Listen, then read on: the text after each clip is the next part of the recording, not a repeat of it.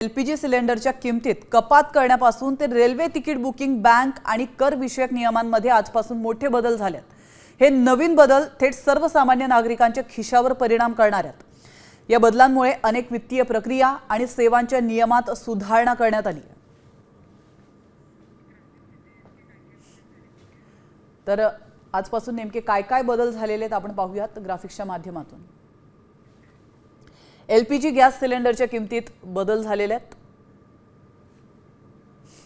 तात्काळ railway ticket booking मध्ये देखील बदल झाले आहेत. तर टोकनसह तिकीट बुकिंगची एकच वेळ असणार आहे. एफएमसीजी आणि इलेक्ट्रॉनिक्स वस्तू महागण्याची शक्यता आहे. बँकांच्या एसएमएस अलर्टसाठी आता प्रत्येक एसएमएस साठी 30 पैसे आकारण्यात येणार आहेत. त्यामुळे एटीएफचे दर कमी झाल्यास विमान प्रवासाच्या खर्चावर देखील परिणाम होणार आहे.